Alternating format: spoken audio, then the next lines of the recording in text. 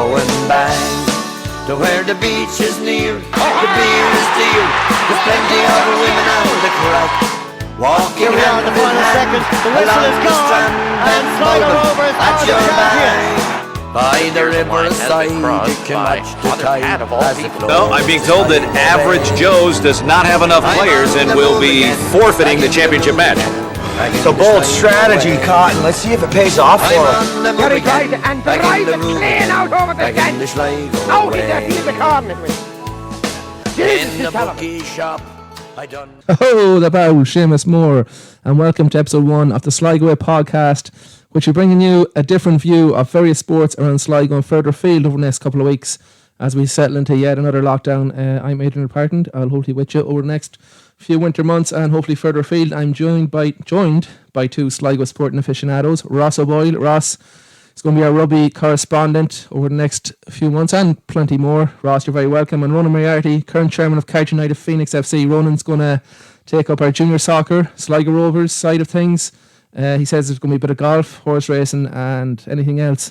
I think a bit of badminton. I think, yeah, and ex-lacrosse champion as well. Lads, it's great to have you here finally, and excited and happy to be here.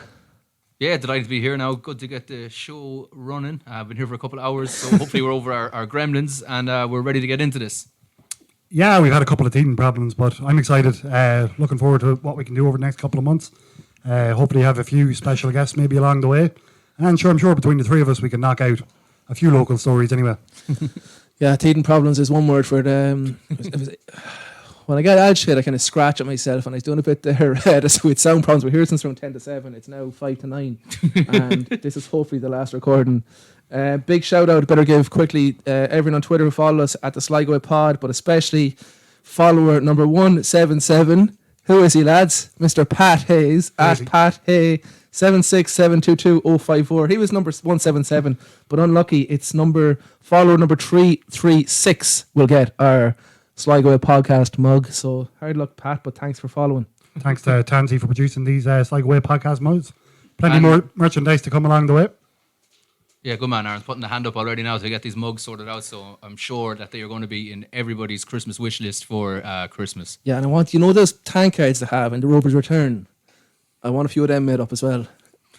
Post haste, as they say. Lads, a better news broke today as we were getting ready doing our set list. What do we call a set list? Running order for tonight's show. And COVID struck Sligo G. I think it was over the weekend, but it broke today. 7 players out with COVID and 2 close contacts. Not good news ahead of the Connacht semi-final on Saturday afternoon, 1:15. A tough task just got tougher, it would appear. Yeah, look, I mean, it was just always going to be hard for Sligo anyway. Obviously, it's Tuesday night, so we don't know what's going to happen as the week goes on with this game, but it's going to be tough. They had a tough task going down to Salt Hill anyway. Now they've got it's such an unprecedented situation. We don't really know with COVID what's going to happen, whether the game will go ahead or not, but it really is going to be a tough task for them now. Yeah, we might talk more in depth about it in a while, although I think any plans to talk about it are going out the window a bit. We hope to hear from Niall Murphy later on, ex-Sligo captain, but that'll be more so along the other side of things in the championship in general than Sligo. But yeah, who knows what's going to happen on Saturday. I said it was a tough test against one day All-Ireland. Well, they were favourites, contenders, Galway. I can't see Sligo feeding the team if there's 7 players out and then never mind close contacts. How can you field? Yeah, it'd be awful. I suppose they could probably look at maybe under 20s or something like that, but it'd be awful harsh to send a team of young lads down to the bear pit of Salt Hill against a team like Galway. I mean, it was a bear pit a few days now. We went down there around 2006. Remember there was a game called off. Sorry, on a tangent here. We got a bus down. We went down the Saturday night or after Munster won with the bus down. Feed O'Donnell down. And tried to get to Limerick, but we only got as far as Galway. Yeah, and but the next morning the game was called off at rain. The minor game was played, I think, 2006. Abandoned, yeah. Jesus, wild scenes. That was wild down, yeah, sure. Salt Hill, even on a good day, I've been down there in 25 degrees and there's still a gale blowing into that town direction. Well, so there was an hour spent with Pat Conway in the police station in Sligo, or the Garda station in Sligo on the way home that time. That's all I'd say with that. But we'll get back to the Gaelic in a while. Just to introduce the lads. Ross, you're going to be a rugby man. Current member of the management team, Ross? Yeah, can't remember the management team. Still trying to play a little bit, but hoping to hang up the boots. Kind of like a mangy old dog needs to be put down at this stage. But I'm close to the vet now. The boots are nearly gone. You played for a while in Australia, Ross, didn't you? Yeah, I was lived in Australia for about 7 years. Played a couple of seasons with, well, not a couple of seasons. Played quite a bit of rugby with Powerhouse Rugby Club there in St Kilda. Melbourne, is it? Melbourne, yeah, some good experiences there. Played a season or two in And- New Zealand as well. We've got here, you had trials with Melbourne. No, sorry. You were on trial at Melbourne. Yes, correct, Adrian. Right. Although nothing came from that, and records are still perfect. Thank you, Ross. A brief introduction there to Ross. We'll hear more about Ross and the rugby later. He's giving us an update on pre-COVID everything and what the future holds for the club. Murty, Ronan Moriarty, chairman, Carter United Phoenix Club. I call him the Phoenix because you've risen from the ashes again. We have. Are you the same club? Are you Glasgow Rangers? No, we're Catch United the same club. Right. All honours are still bestowed on you. All debts were paid. Was there many? There was a couple at the time, actually. Foy's Laundred and the other two. You're going to take up junior soccer. Big interest in junior soccer myself, to be honest. I love a Sunday morning for some reason. Yeah, look, Some of the shouts that go around. Yeah, I'm a bit biased, but like I think the entertainment you get from a junior soccer game, especially again, I don't want to be biased, but if you get a good game between two Sligo town teams, you get into it for free. The standard of football usually is actually quite high, and you'll always end up having a good laugh at some of the shouts that are there anyway. So again, I'd be biased, but I think it's one of the best sporting things you could do on a Sunday morning. I would, yeah. Especially if you don't go out to Saturday night, you feel great about yourself waking up Sunday morning. That is one plus of football being back in my life, is that Sunday mornings are a lot better. Now Monday mornings aren't so good. Oh. We might dive into that in a bit. Yeah. That's for after 12 o'clock when it gets a little blue. But no, Hopefully we'll be out of here by 12. Yeah, but you get up on a Sunday morning, you go into the match, and then you get a coffee because you look pretty cool. You think to yourself, who are you kidding? To watch the match, 11:30. You could be down the pub at 1 o'clock. Then the whole Saturday night off is ruined. Yeah, exactly. Yeah, but I mean that's like look, junior football, since it's a few years since myself and yourself were donning the boots, but like you have to have a social element to it too. Now it's not all about drinking. I mean, we have a good couple of lads on our team that won't even take a drink, but they're happy enough to come down on a Sunday afternoon and watch the football. Oh Jesus, yeah. We've a couple of great sponsors. Yourself, the Quins there, and the Kennedys and Belfry. It's again, it gives something to do on a Sunday afternoon as well as the morning. I'll tell you. I noticed, like it's the usual regulars who go probably to every game. If it's around the town on a Sunday, it might be a game at 11 and a game at 2. But I noticed after the COVID, there was big crowds in nearly every game. Like. Yeah, the crowds. I actually couldn't get over the crowds at some of the games. Like, there's been a good bit of promotion now. In fairness, Decky Pascal has set up a Twitter account, and most clubs have kind of bought into that now, and they're updating goals as they go in. Jessica Farry had a great preview in the Sligo Champion at the start of the year. It's been a good few years since I think there was 3 pages dedicated to the start of the new season, with a full preview and ingoings and outgoings of each club. So I think, like, especially as you say, post COVID, I think people wanted something to do. Did you find, sorry to jump in there, did you find a bit of like a bit of a boom effect? Did a lot of players COVID bounce? Yeah, a bit of a COVID bounce. I think all the 100%. codes had players coming back Everything. hadn't played in a while. Should we had 40 training? Yeah, Something the fellas that you couldn't get coming training were just itching to get out of the house and do something. So Yeah. it was one small positive, I suppose, was the interest. Everyone was just itching to get back to follow their teams or else to play for their teams. Yeah, I mean the first lifting of restrictions I think were mid-June, and that was when I think you were allowed to have 15 a training at the time, and we would always had the max of 15 a training. Then from the start of July, I mean you could have, I think the numbers were up to I think 30 at that stage, but like we'd have a squad of about maybe 21, 22 I'd say, and like we were full of training. Big bounce, people had spent 3 or 4 months really without having any physical activity. Again, the knock on from that as well is that the lads were interested. I think the standard of matches, now there was quite a number of matches in a row, but I think the standard of matches was quite good. And as you were saying, Adrian, the crowds, I couldn't get over some of the crowds. I mean, we played Carby on a Wednesday night in a cup semi-final. That was a cracker now. Yeah, a cracker of a game. But, I mean, it was a horrible night. I was just going to say it was a warm evening, wasn't it? No, so not. So, what game was I at? I had a text earlier in the day asking did I have any tickets available. I had a wee chuckle to myself, but then the more I thought about it, the more I kind of, I actually thought, well, look, it's Wednesday night. There's 2 good teams playing. There's nothing else on. No. And lo and behold, there was very close to 200 there by the time the game was ending. Anyway, that's for sure. Definitely. That's the game. That's the game went extra time, wasn't it? Extra time, Yeah, we yeah, won yeah. That was a 5-4 cracker. extra Yeah. time, You got to bounce well from Rugby, Ross, didn't you? You got Yeah, we numbers did wise. know. As I said, our training numbers are fantastic, and then you just find when you have more numbers of training, like there's so much more you can do and get you some quality work. But I think kind of it was like nearly coming out of a cocoon. Everyone was just delighted to see each other and be around each other, and really positive attitudes from everybody. So we were delighted. We were doing good things, and we're just really just unfortunate now to get the brakes put on it a little bit. But we'll just plan now, and we'll try and get back into it again in January. Yeah, we'll focus on that later on, as you said. Bit to get through yet. Well, it's only 10 minutes gone, so I hope there's a bit more to get through.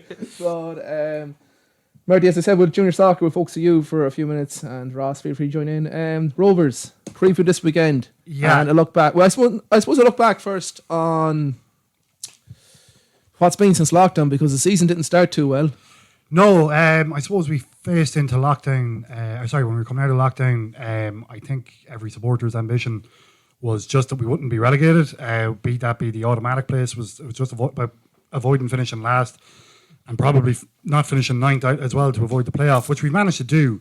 We had a terrible start to the season. We had a lot of injuries now at the start of the year. There was, I think, I counted, there was probably 5 defenders out for them first 4 games. Like John Mann suffered a terrible injury in pre-season. Banks was missing. McFadden was missing at the start of the year. Regan Donlan had issues. And I think, it was definitely, I thought that was probably what was causing us problems at the start of the year. Now, we've come out since, and we've had a decent bounce since coming out of lockdown.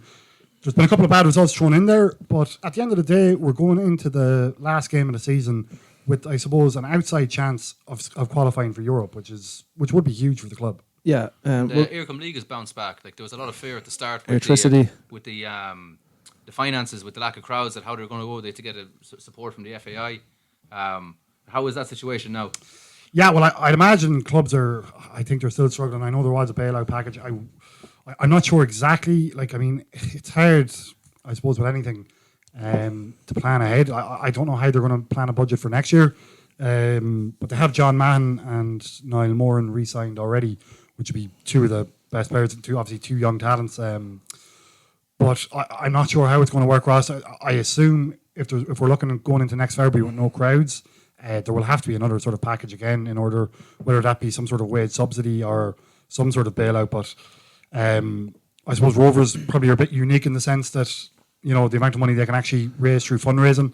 But I suppose that can only get you so far, which is kind of why Sunday, if it actually went in our favour, just to maybe, like, the European money is just insane. Yeah, I was sure that Europa League 2 was coming this year. It's from next year, yeah. But how is there still only 4 places? So if it's because the lower qualifier, I think.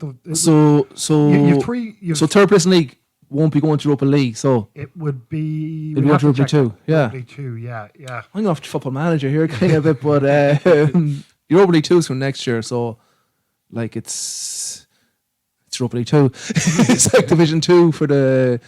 It's a lower down from Europa League, so. It's not making it harder for. It actually going to make it harder for Irish teams to qualify to actual Europa League, like Dundalk have. Yeah. Well, you see, Dundalk actually, there's a huge advantage to being champions because you go through a champions. Yeah, route. I understand all so that. Dundalk, ended up in the playoff round playing a Faroese team. Yeah. Very nice. an Faroese. absolute, good use of Faroese if I don't mind saying so. But no, again, the money is still quite good for qualifying for EL2. It's still going to make a huge difference for the budget. Obviously, yeah. For a team of Rovers ilk. But it's again the start of our success in the early start of the last decade in the 2010s.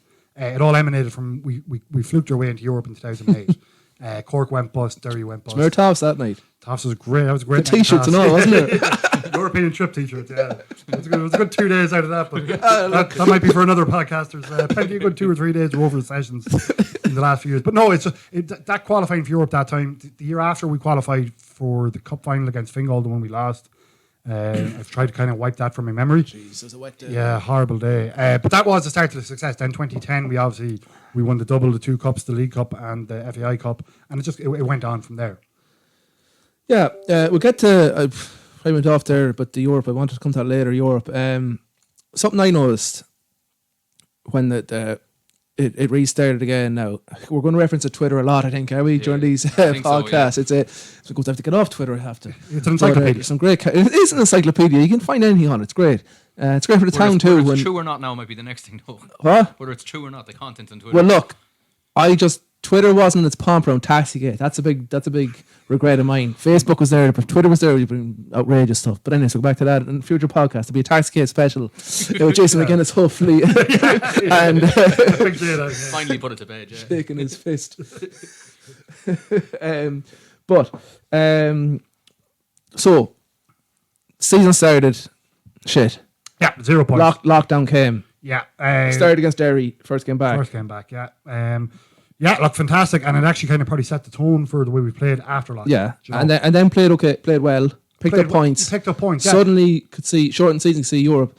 Then when there was a bad game, I know, and this is like Twitter, like the Shelburne game especially, I remember I texted you, I go, I didn't see the game, was it that bad? You said it was. But the reaction to it I thought was crazy. Just, it was supposed to be desperate now. Yeah, it was as poor a performance as I've seen, definitely this year from Rovers, and it was probably as poor a performance as I've seen from Rovers in a while. I was wondering was an overreaction, because of doing so well to get into a European, maybe it's just, people just want success so much, is it, that when we have it in a grasp to throw it away? Yeah, look, people are fully entitled to their opinions on it. Like, I thought it was a bit of I thought it was a bit of an overreaction myself, considering how we've done. Like, you have to remember where we come from post lockdown. Well, that's what I think. Now, they were poor, and don't get me wrong. Like, we're in this. I remember saying to a couple of the lads as we were coming out of lockdown, the 25 or 26 points will get you Europe. It looks like somewhere around that will probably do. Wrong there, yeah. But like, you have to remember where we were coming from there. Like, we're in this. It's hard to believe if you told me in June, in the middle of June, that in the last game of the season that we would have a chance of qualifying for Europe.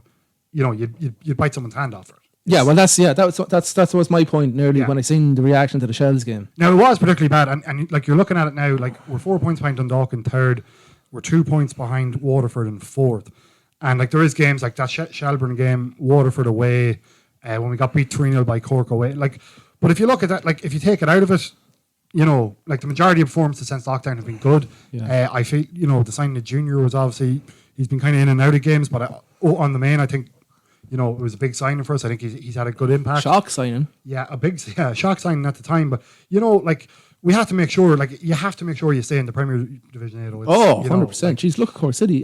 Cork City should be massive. It's Cork City. They're a disgrace. Yeah, and on absolute, you know, I had a tweet about it there last week. You probably seen it. I've been muted, actually.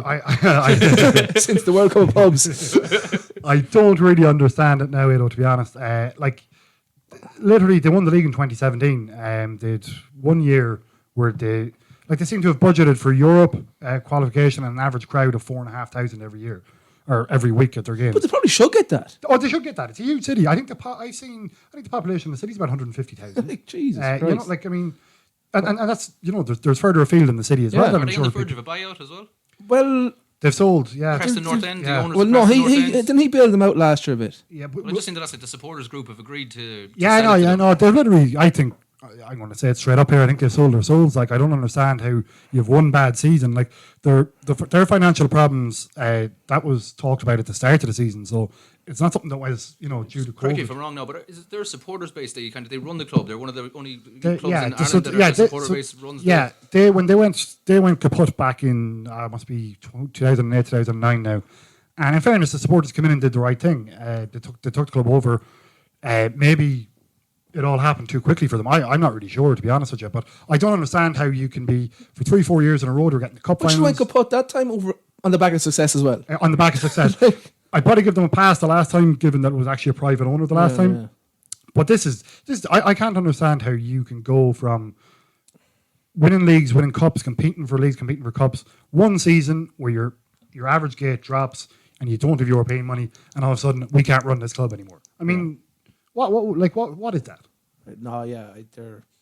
That's a pure Sligo thing. No, yeah, but Preston will be happy with that. They've had some success in signing League of Ireland players for the last couple of years. They signed from Cork, lad. Sean Maguire did Brown as well. He's Cork. I don't know if they signed directly from him, but look, they've sold a few players. I think Cork actually forward. I don't care about Cork, to be honest, lads. That's the thing as well. Sorry. We got sidetracked. We did, no, but it's the thing, I suppose you said to stay in the league, and that was the Rovers' big thing. Like Finn Harps, back to the league table and qualifying Europe, right? The top three are going to Europe automatically. Yeah. And But they've been all separated in the cup, kind of semi-draw-ish. Yeah, so basically that So means, fourth could be a league position. yeah, once one of the top three wins the cup, that will mean the fourth is a league position. Now, So, basically, we're fifth, 2 behind Waterford. yeah. If we can leapfrog them, Yeah, you Waterford. think we're getting Europe, Yeah, Waterford are away at Finn Harps, who have to win. who have to win to avoid the relegation playoff. Dundalk not winning against Pats on Sunday. They only drew 1-1 with them. That could be a big thing. Dundalk need a point as well against us at Yeah, least. they need to guarantee third. Now the only thing is, in themselves, they probably know that they're guaranteed fourth, but like they will need a point to finish ahead of Waterford. Dundalk are in Vienna on Thursday, aren't they? They're in Vienna on Thursday. Yeah. So you would have expected if they'd won the game on Sunday that they would have fielded a weakened team. But look, you know, they had a full team out today. We beat them 3-1 in the showground. Oh, so, yeah, there's no problem. Yeah, I wouldn't. you know, That's things. look, But, it's an outside shot. I think Harps will take a point off. How's our goal? Yeah, goal difference. Yeah, our goal difference isn't good either unless we scored a couple of goals. If we put a couple of goals on Dundalk, but I suppose you probably are relying on Finn Harps to win. Oh, well, look, they have to win. It's in Finn Park, so It's in Ballybuffet. Yeah, no, I wouldn't. Did you see actually? Speaking of Shelburne, who Finn Harris had the leapfrog, did you see the Athlone Shelburne Cup highlights? Yeah, There was definitely a crowd at that game. Yeah, it sounded like there was a lot of people there. Definitely was like the cheers and all the stuff going on. 100% crowd at that game. Sunday, isn't it? Sunday evening. Yeah, Sunday evening. Are all the games same time? I presume All so. the games at the same time Sunday. Now Well, that'll be a LOI special. There's a couple now. Like St. Pat's have to play Shams and Bows. Pats have a game in hand on us. Now they could actually leapfrog us as well. They have 6 points available there. Derry could also leapfrog us. None of these teams have looked like winning 2 games on the bounce. 2 games on the bounce this year has been it's been actually a rare enough achievement for these teams in the middle of the league. But I suppose you probably have to just keep an eye on that. The Derry Shams game was postponed because of COVID a week ago. Nobody seems to know what's going to happen with it. I think what the FAI are probably hoping for is that Derry can't get relegated or can't qualify for Europe, so that it just does not have to be played. It's a Super Sunday, so it will be a Super Sunday, yeah, and it's 7:30 in the evening. Yeah, look, again, you know, I'd be hopeful. You know, we've 2 chances. We also have the cup. We could qualify through the cup as well. You know. Yeah. Look, we'll get more in depth with the Rovers over the next few weeks, and we'll have a wee review next week off.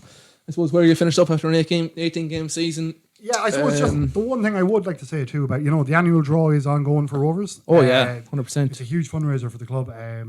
Obviously this year the club can't go door to door, but I think just for, you know, 10 or 20 euro around Christmas, it can be a stocking filler for someone.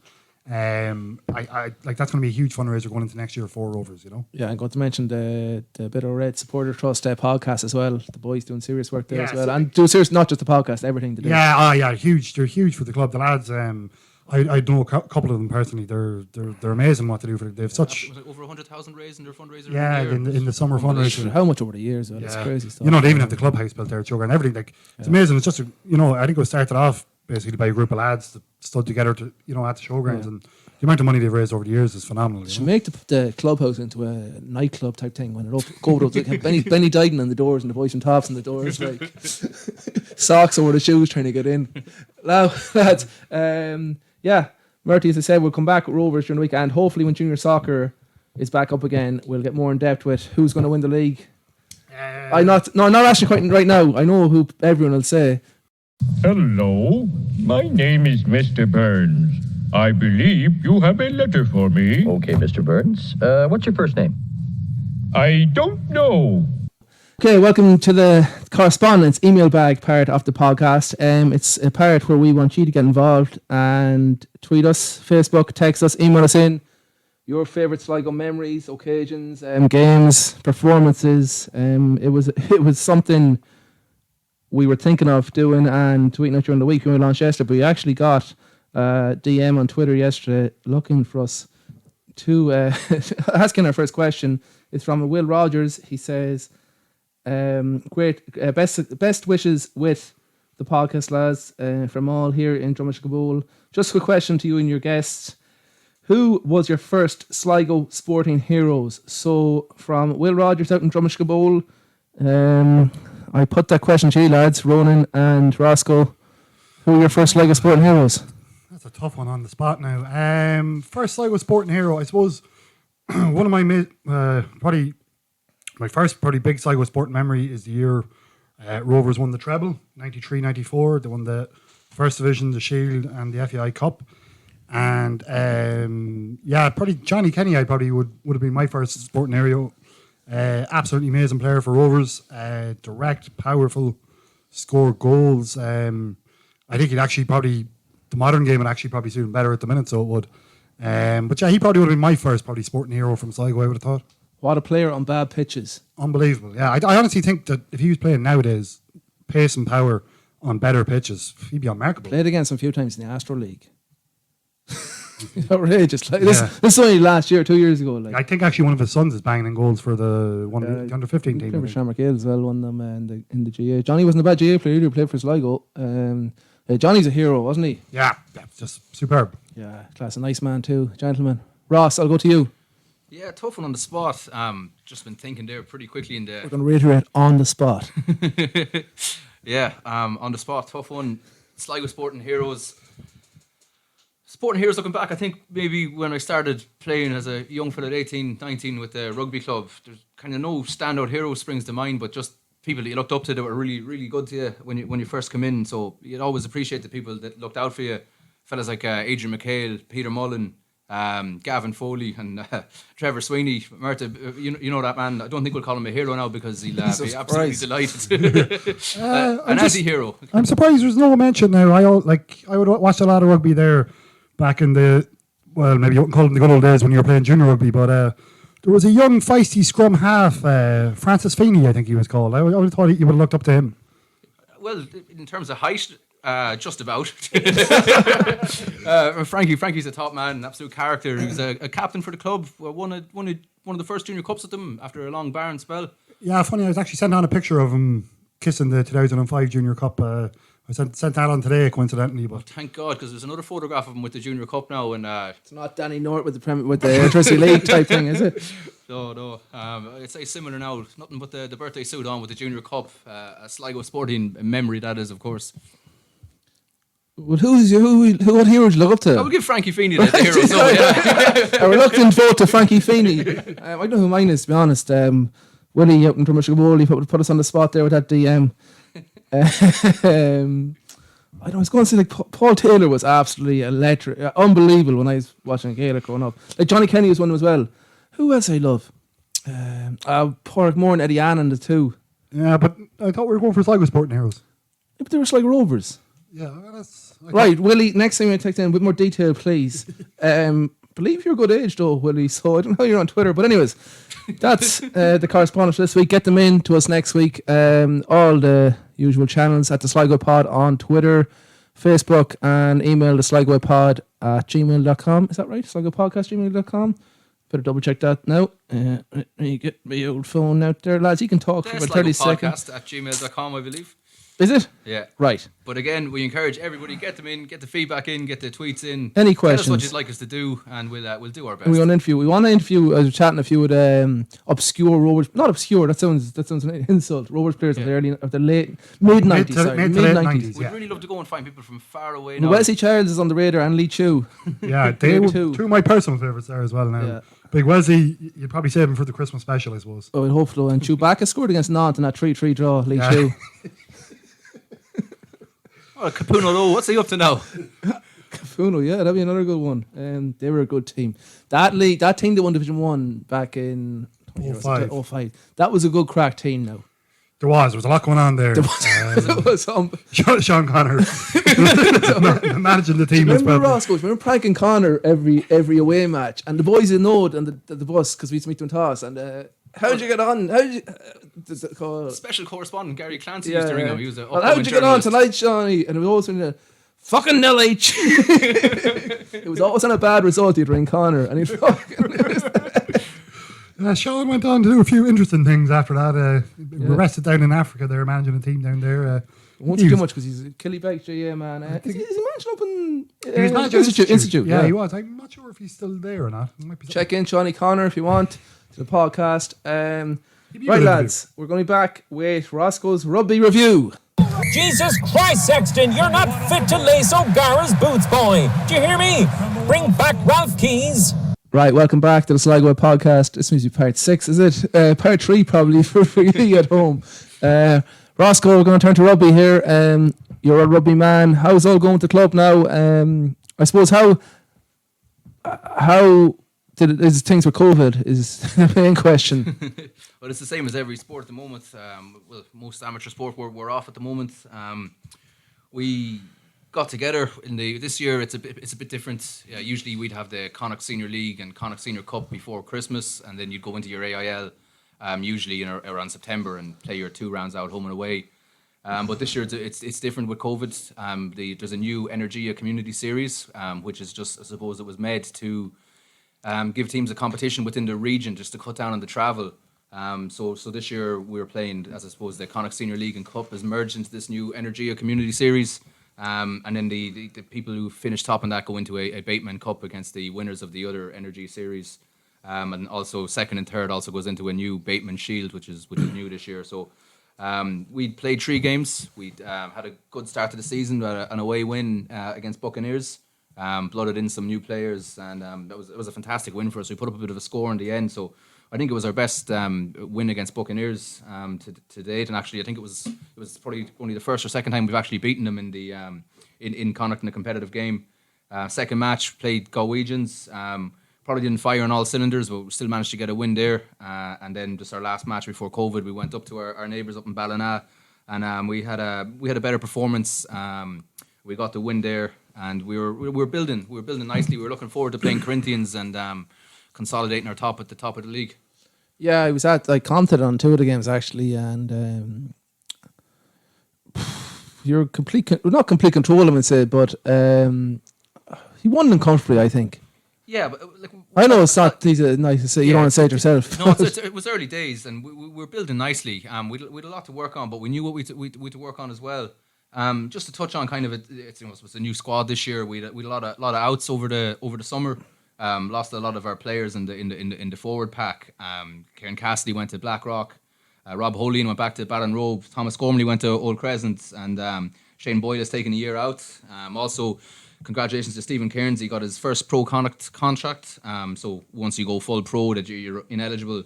Stephen came into the team at the tail end of last year, and he was just fantastic to have him in the squad. His professionalism, what everybody learned from him. So he was massive to have last season.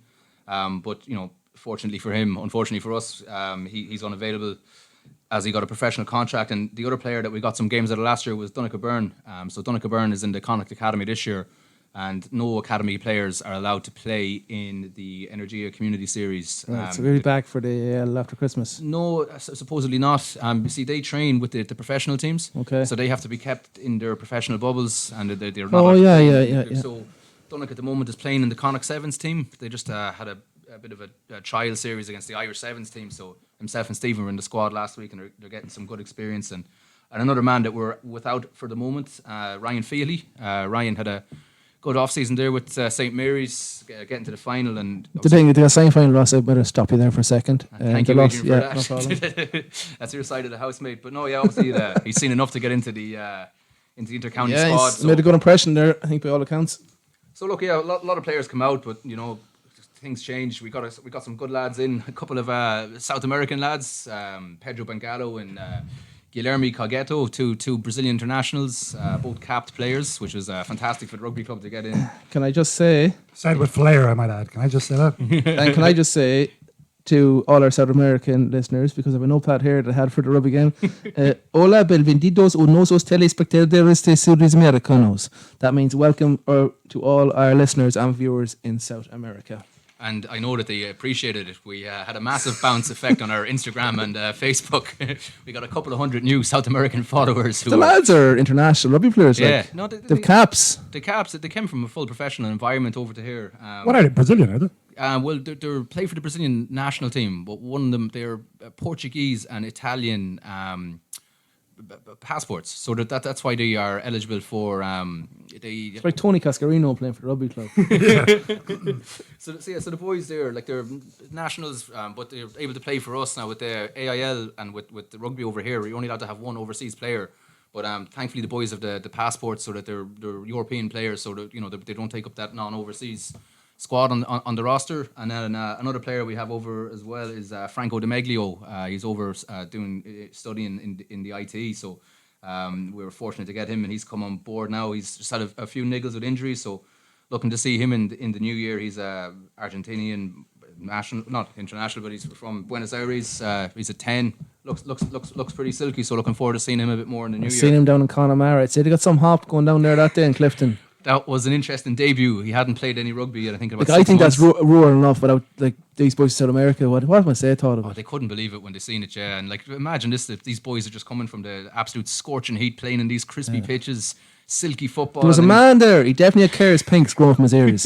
I'm convinced. So the boys, I had to see them after the game. To go from Buenos Aires to Connemara and not even be able to have a shower after the match. They must have been on the phone afterwards. The pitch was unreal, actually. Yeah, the pitch was lovely. It was like fucking Wembley. But they're want to see the surface, Martin. They're a passionate bunch, the Connemara supporters. Yeah, there was a buck there, and I had to call him with the All Blacks too. Yeah. And he was like something from. He's like Father Ted, like the high shot JR fella waiting, on the fucking on the block wall on the stone wall. But anytime they moved down the pitch, he moved with them on the sideline, rare now. They're a rare bunch, but a tough place to go to Connemara now on a wet Sunday. And you lost, It was interesting for the boys, and then just a couple of other players coming in. Hubert Calvari's come in from underage. He's electric now. He is electric. 1-on-1, you're in trouble. He's got a bit of versatility for backs as well, and it's the kid. He just never has a rugby ball out of his hand. He just wants to learn, so he's so enthusiastic. He's if it hadn't been for COVID, he would have been in the Connacht Sub Academy this year. Okay. And then last year, Adrian Cummins has come in as well. So he's come in after a bit of an absentee from the 15-a-side game, and he's really picked up where he left in Summerhill those years ago, and he's been flying for us. Yeah. So as it stands, I'd say the Connacht that entry series could be scrapped, will it? No. So just. If you're going to start AIL in January. So just from this, no, nothing's confirmed yet. We're waiting for more guidance from the IRFU, but just speaking with the competition moderator there in Connacht there 2 days ago, and his gut feeling was that he wear a sash around him the whole time. I couldn't tell from the phone call now, to be honest, but it sounded like he did, yeah. He's wearing a pair of boxer shorts. The moderator. Like a wrestler. Just go ahead. I'll allow it. That's all he says. You get a thumbs up or thumbs down. What's a judge have? What's that called? His hammer? The gavel. The gavel. That's who makes decisions. Sorry, Ross. Go ahead. No. So anyways, the moderator. Now his gut feeling was that they're going to finish out this community series, which would be good news for us. Hopefully, we had a good bit of form in that. But they said there's no point in starting the AIL in January, and if they stop that in a couple of months' time as well, so they may as well finish this competition, see where we're at, and then either start something. But my gut feeling is that we'll finish out this community series, and then they'll pull a halt. They'll pull a halt in it. So look, we have been kept going. We separated, and we have a couple of leaders in the team who've been looking after groups of about 8 fellas. We've been setting challenges.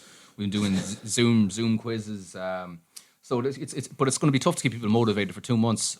So we just have to. We're probably going to take a little bit of a break now for a few weeks, and then start a pre-season again in December, and build back again for the start of January.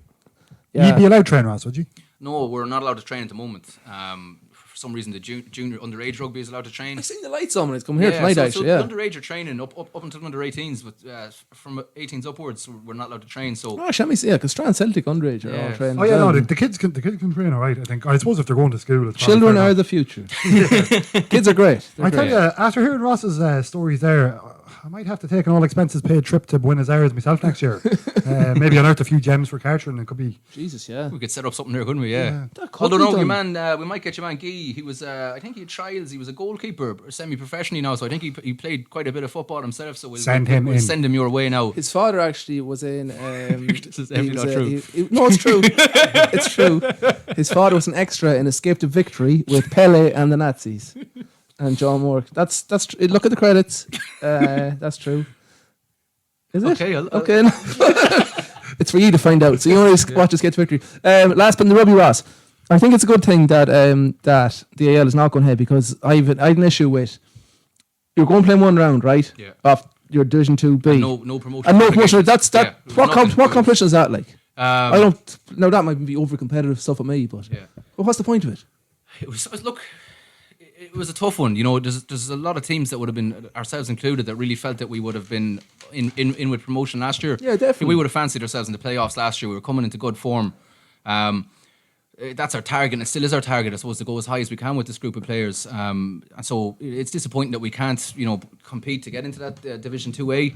But look, it's unprecedented times. It was never going to be a league that satisfied everyone this year, whatever they come up with. So we'll just get this community series and we'll see what happens. But we're just whatever's on the pitch. Whatever's there, we want to play, we want to perform, we want to win. So we'll see what happens. Yeah, and I think there should be some reward at the end of it if you do win and top it. It'd be disappointing if it was the year that you won 9 or 9. Yeah, but I think the big issue was they were put in the spot. They had to put something together really quickly, a competition, and I just don't think they could get buy-in from everybody. The teams that were looking. I understand that as well. It's not, you can't please everyone.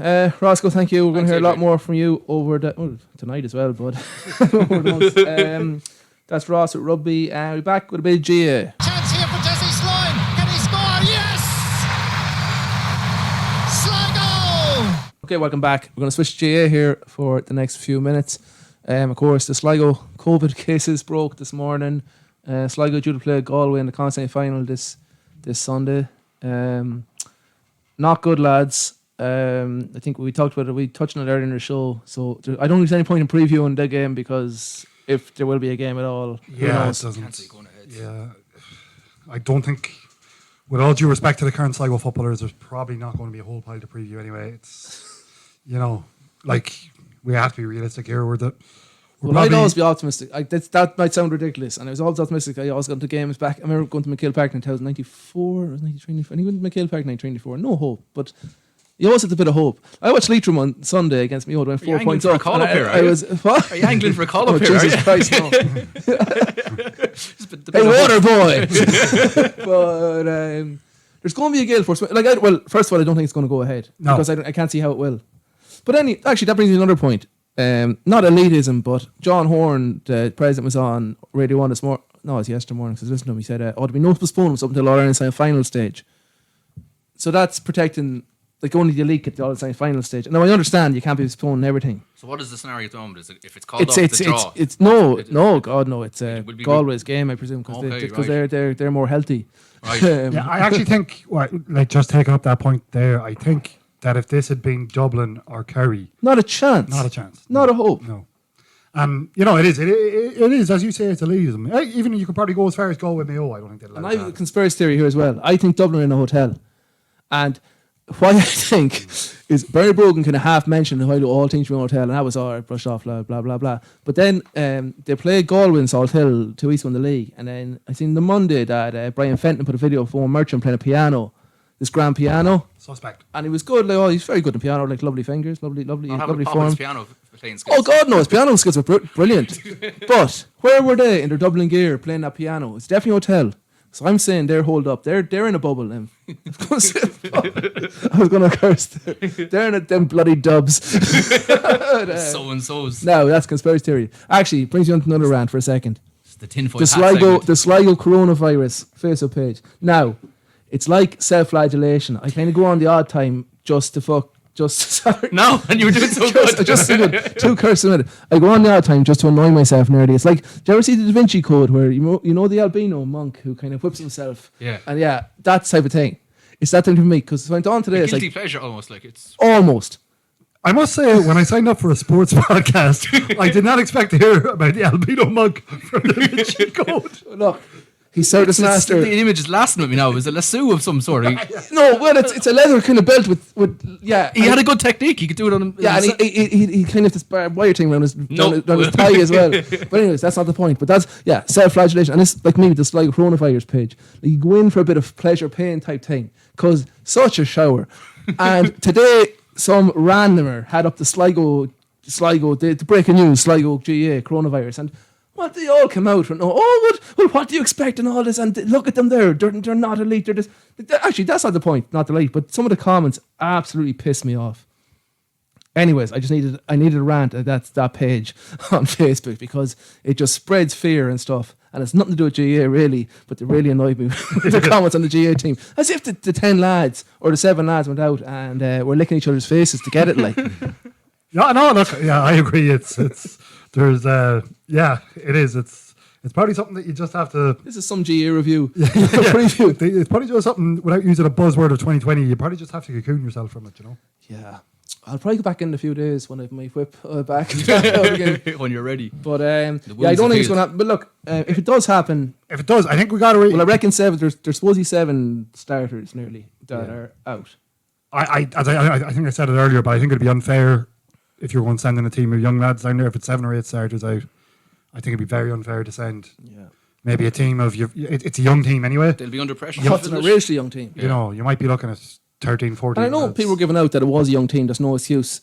I think it is a bit of an excuse, and that might sound like making excuses, but they are a very young team, and if they sit there for 5 years, something will happen. Like the Carlow game, I was most pissed off with because that game was won, and they scored 2-15. If you score 2-15, you shouldn't lose again. They were 5 points up. But that comes with experience. I think there was no experience last few minutes that game. Settled down. I would just say at the minute, though, we're probably ranked of the 30, 29. 29, yeah, probably. Yeah. And that's, well, league positions don't lie, probably in a way, I know. But if you beaten Carlow, which I think we should have, the Limerick is completely different. Yeah. No, you go into a different mindset. Limerick, you're promoted, and suddenly things are different. And 7 players are gone this week still, I suppose. We're looking at. But I take it, you know yourself, I have a couple of things I probably want to get off my chest over the coming weeks about the GAA in Sligo, but yeah, they'll come. Yeah, they'll come. Yeah, probably just leave it for the minute. No, yeah, well today was supposed to be an There's two coiled springs here in front of you, ready to go. Today was supposed to be a bit of a preview of the game on Saturday, but we're not going to because I don't think because if it goes ahead, I don't know. There's going to be a wind in Salt Hill anyways, so yeah, there'll be a big wind. No matter what, there could be a good first half, could be a good second half. We don't know. We're upset. Well, if it does go ahead. We're going for Galway. I would suggest to the captain of Sligo to play with the wind in the first half. Please. Yeah. And it's 10-1, Sligo to be leading at half time. So. Right. Play with the wind. That could be your lock of the week, yeah. The Hurlers. Now, they're in Christie Ring action. They were due to play Derry, was it last week or 2 weeks ago? But there was a COVID case, 2 weeks ago, sorry. The COVID case there, cancel that. I can't make head nor tail, and people give out about the lower rungs of hurling not getting due grace, whatever, yeah. And I can understand it when I tried to find out what the format was for Christie Ring this year, because the GA website, Jesus Christ, was brutal. It was like going on Pornhub in the early 2000s. It was pixelated nearly. Might cut that bit. No, I'm joking. We didn't have internet back then. We might lose our sponsors that we don't have already. Yeah. No, but so Sligo did play Derry. So I think Derry got the game because of the COVID. But Roscommon played Wicklow in the first. Sligo Hurlers play Roscommon this Sunday in Atleague at 12 o'clock. So it's less than 24 hours after the footballers play. So there should be there could be 3 lads playing the football and the hurling. But also they could be the 3 lads who are positive, so we don't know. And also good health to the lads. Yeah, exactly. But so Roscommon played Wicklow earlier and lost to them by 3-14 to 2-19 by 2 points. So Wicklow's reward for that was to play Kildare, who beat Wicklow, and were in a quarter-final type thing. So Roscommon's reward for losing was to play Sligo in round 2B, it's called now, which is now a quarter-final, really, because the winners go through to play down or Kildare in the semis. So it's a quarter-final, effectively, with the Christie Ring for Sligo. It's straight knockout. I don't know how they're shaped up after the old COVID case, but things have been on an upward trajectory the last 2 years, so yeah, I suppose give it a lash. The last couple of years, the hurlers have been a bit of a saving grace, I would suggest, for the GA in Sligo. Obviously, hurling's a bit of a funny one. I mean, this seems like a huge step up for them. Well, Offaly are in the same division. Yeah. And Derry are... Yeah, so we're young enough to remember Offaly winning, or probably old enough to remember Offaly winning All Irelands. Yeah. But look, fair play to them. I mean, they got out of the league 3B, which I think would have been their main objective for the year, I would have thought. Would you remember this from Offaly? When the ball's in the sky in Crow Park in July, that's Joe Dooley. An old cracker, Joe Dooley song, yeah. Old cracker on the terraces. It was sang and tossed a few nights with Brian Hines. But yeah, look. Best of luck to them. Yeah, I'm not too sure how Roscommon are shaped up. I know they're having divisions ahead over the last while, but Sligo were on the up clearly, and have to win that in the semi-final, and who knows what from there. Especially this year, it's the one. If they did win the Christy Rain Cup, is that it then? Is that you're in Liam McCarthy? No, Joe McDonough. Joe McDonough. Jim McD. Look, that's looking ahead. We'll see how it goes. The ladies started their championship, their intermediate championship last week. They were beaten by Laois 5-8-1-4. Not a great result. They play Kildare this weekend, so that is a must-win in Group 4 off the intermediate. I think that's on Saturday, is it? Saturday, I believe, yeah. Should know this. My notes went astray at one stage. They're playing them in Kinnegad next Sunday at 1. She's Kinnegad. We know a man up there. Another spot that was stopped in a few things, but look, Saturday at 1. So Sunday at 1. Sunday at 1. Yeah. Jesus. Actually. Yeah, Kildare beat Clare last week by a couple of points, I think. Something controversial. I thought last Saturday at Brenda Stewie there was too much sport on. I was worn out by Sunday night. Saturday 3 o'clock, because I was changing channels. I didn't like it. Because I woke up and watched the Australia-New Zealand rugby game. And then there was something on. And then who played the 12 o'clock Premiership? Was it City and Sheffield United? Yeah. And then Monaghan Cavan started a Corpus one on a different channel. And then I was just all out of kilter. And I was changing channel for about 6-7 hours. Yeah, I have an awful language. A language barrier. Sacre bleu. For about 6-7 hours. By the time the Ireland game was over, I kind of hoped they lost. I wanted no more joy in my life. Very fatigued, very sports fatigued after that. By I Sunday was evening, gone. And actually, if you're a horse racing fan, there was Grade 1 action in Down Royal as well, which caused me an awful lot of problems. Right. Both by losing money and having to flick the channel over when it was on. Yeah, we need about 3 or 4 screens. You do. Anyways, we'll try and get a few screens in here if we can. Our sponsors, two Kings Bar Hire actually are supposed to be sponsoring a segment, but we'll get it jingled up during the week. Roscoe, we'll get you in the studio booth. That's GA, bit of a random wrap up on GA. We'll talk to Niall Murphy with a preview of the weekend's football all around the country later on.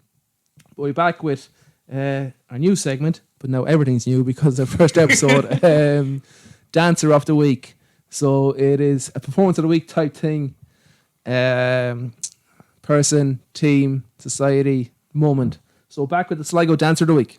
Oh, the Sligo Dancer. There's a Kaylee in the tavern, come on in. When you drive the ball down the field, what do you do? On the floor again. Okay, welcome to the Sligo Dancer of the Week. Part 18, I think it is, of our podcast tonight. But our first Sligo Dancer of the Week. So this is a segment where it's your moment of the week. Your Sligo moment of the week can be a person, a team performance, a tweet, something you see around the town. I don't care what it is.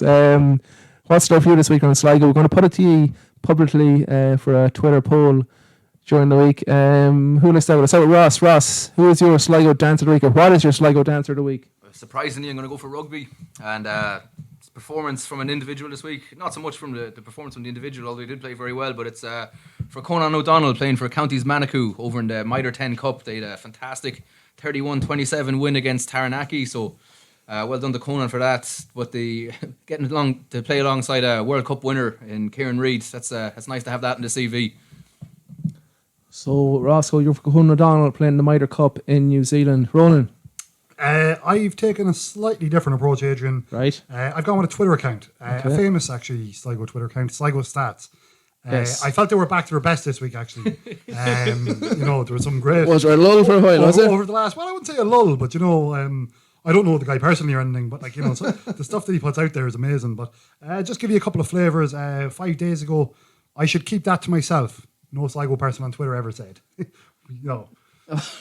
Okay, yeah. And then just on the sports note, I liked his tweet this morning regarding the Sligo Gaelic team. Despite low expectations, there's a lot of positivity in the Sligo camp this week ahead of the Galway game. So my Dancer of the Week nomination goes to @Sligo Stats. Actually, Sligo Stats, when we were on them, I actually used them in our Zoom table quiz last week. It was a tweet put out there by the Sligo Stats. What year was Ballinacaro in level 5 lockdown since? 1972. I know, Aaron, that wasn't a cut at you there now. You're looking at me. But is that pub in Ballinacaro? That might get me my moment of the week. Mine is, I don't know what I'm going for because Ross actually robbed mine. No, I'm joking. I'm going for Marty Morrissey, but now we're 2 hours ago standing out in the rain outside Fiddlers, the pissing rain, reporting the COVID. All reporters who come to Sligo stand down Rockwood Parade. I like how Marty actually had to come to Sligo. Sligo to report it, yeah. Had to be in. Yeah. Like that man's from Clare. He travelled through a different province. They come in, I'm sure he was up in Donegal there on Sunday. He was the pull pup. So I'll go with Marty and his lovely, lovely face reporting outside the front of Fiddler, sorry. So we'll put it to a Twitter poll during the week. So Roscoe's going for Conor O'Donnell for Dancer of the Week. Marty's going for Sligo Stats with a triumphant return. I'm going for Marty Morrissey in the piss and rain outside Fiddlers. That's the Sligo Dancer this week. Get your votes in. We'll have a new winner because it's the first ever winner. So we'll be a new winner. The inaugural winner is what I'm trying to say. We might get something together and try and send it to the winner. Yeah. Imagine sending Marty Morrissey a pair of white fronts or something. Vote Marty so we can send him some white fronts. Right, that's a Sligo Dancer. Back with our Lock of the Week podcast for this week. It's Smooth Jimmy's Lock of the Week. To be Smooth Jimmy's Lock of the Week. Ooh, that's a big lock, all right. Right, okay. 3 of us are going to pick, I was going to say our special subject. Is there any special subject? A tip for this week and an out treble, and we'll see. Ronan, over to you. Yeah, well, the 3 of us put our heads together just for a bit of a bet for the weekend. It's Tuesday, so it is a bit early in the week. Adrian's selection is Roscommon at 15-8 to beat Mayo. Yeah, it's in the Hyde. It's in the Hyde, yeah. I know you fancied them for Connacht. I fancied them for Connacht. 8-1 they've been very impressive in the 2 leagues, and they're a serious squad. So 15-8 to beat Mayo this weekend. That's my one. Then moving on to Ross. Ross picked Southland plus 10 points on the handicap against Otago. You can explain that one for our listenership, Ross? Well, I was an obscure bet. Sticking on the Mitre 10 Cup. Actually, we might get Rugby, Conan, by the way. Rugby, yeah. We might get Conan to do some correspondence on that, actually. But Otago versus Southland, it's a Southern Derby in New Zealand. I was asked to get my Lock of the Week, and it was jumping out at me. It's a Derby match. Otago were playing pretty good at the moment, but the fact that it's a Derby, Southland should keep it tight. So that's my Lock of the Week. And yeah, there was no League of Ireland prices available. I probably would have had a bet in the League of Ireland if it was down to it, but I've gone for Brentford on Saturday at home to Middlesbrough. So them 3 selections will give you 8.5 to 1, and that is. What are we calling it? Smooth Jimmy's Lock of the Week? Jimmy's Lock of the Week. And just as a bit of a waiver, when you're right 52% of the time, you're wrong 48% of the time. Sex Panther. Okay, lads, that's the Lock of the Week. And that's us, I think, for the first week. We 4 hours here now? No, 3. 7 to 10 o'clock, 3, sorry. Back to get my busy at maths out of my abacus. So the only way is up, they say. The only way is up. Thanks for listening in. We'll be here next week. Big thanks to Aaron Tansey on our sound production, and the lads, Ross, myself, Ronan. Any tweets, correspondence, DMs, get them in to Twitter the Sligo Way Podcast on Twitter, Facebook, and with the email address. Lads, thank you. Thanks, Edo. I'm going back to where the beach is near, the beer is dear, there's plenty of women out the crack. Walking Here we are in the final second. The whistle is gone, and Sligo Rovers are the champions. By the riverside, you can watch the tide as it flows. No, I'm being told that Average Joe's does not have enough players and will be forfeiting the championship match. It's a bold strategy, Cotton. Let's see if it pays off for him. Gary tried and drives it clean out over the fence. Out in the